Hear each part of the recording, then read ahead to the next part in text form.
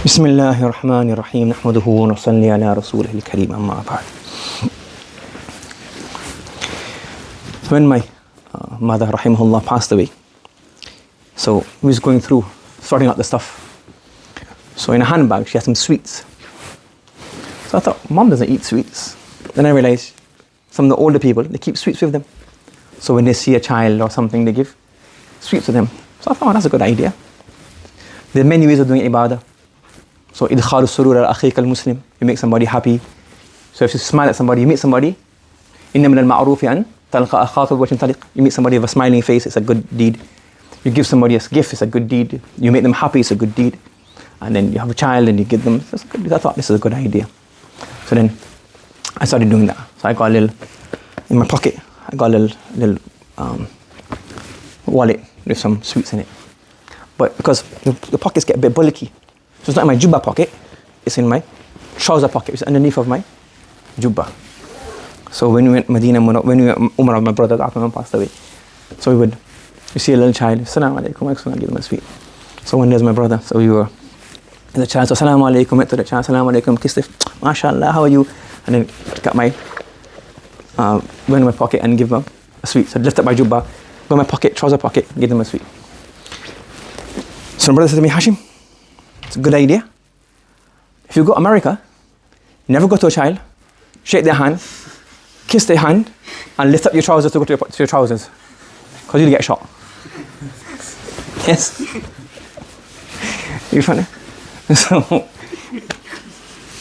So every place has its urf, where people understand how to behave. And everything is different. So that was a little joke. But sometimes the urf is correct. It's just a normal, acceptable ways of behavior of different people. And sometimes the urf becomes fasid. That the way people behave is not acceptable anymore. So if everybody does it, but it's no longer acceptable. So for example, in Quduri, you'll study that, for example, let's say you have a car. Now, what's included in the transaction?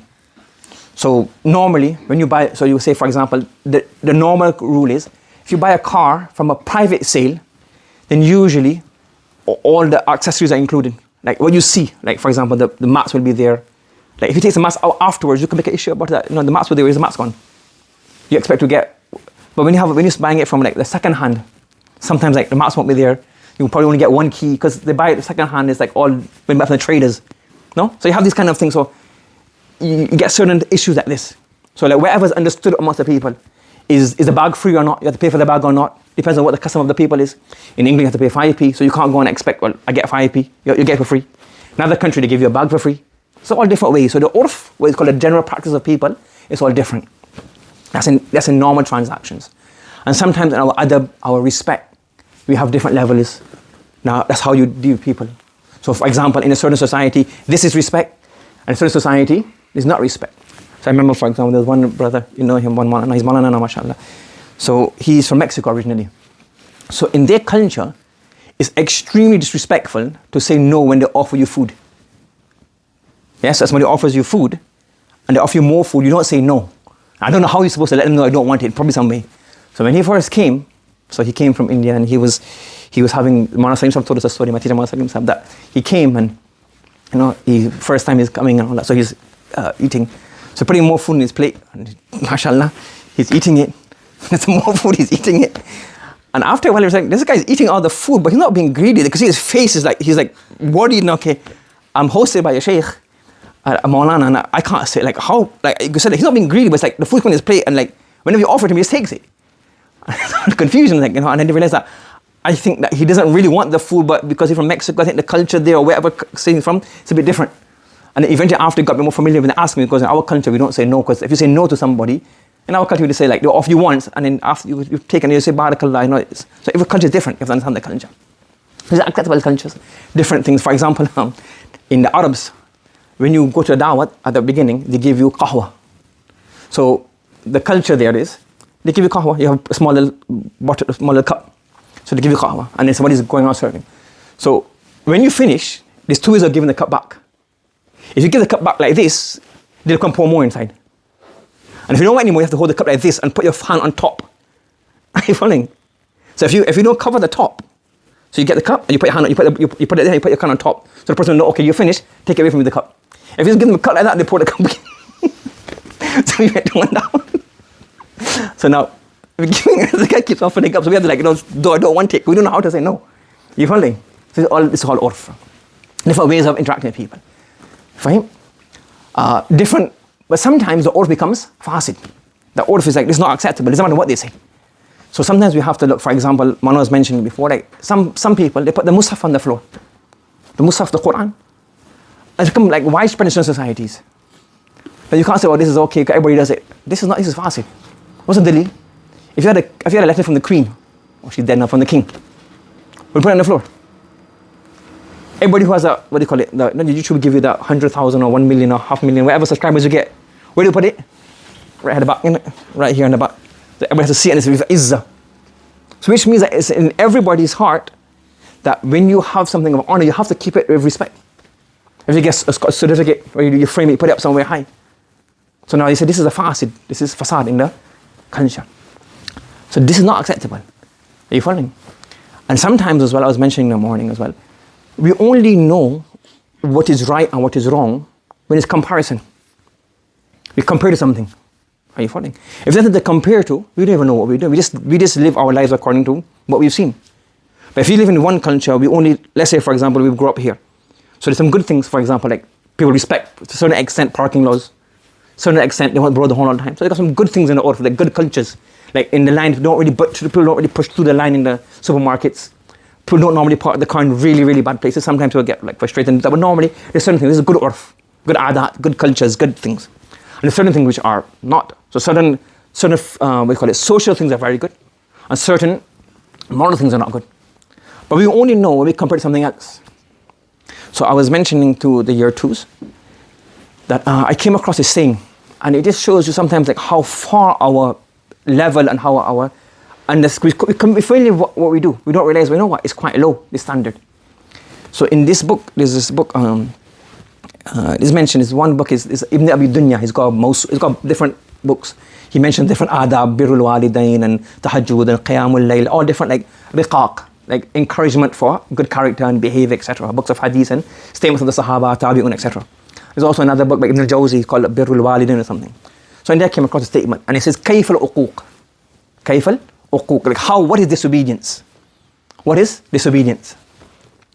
So in the things that they mentioned, I was like, ooh, you didn't even think about this. So one thing indeed that he wrote a few things. So he goes different Sahabi statements to show what it is.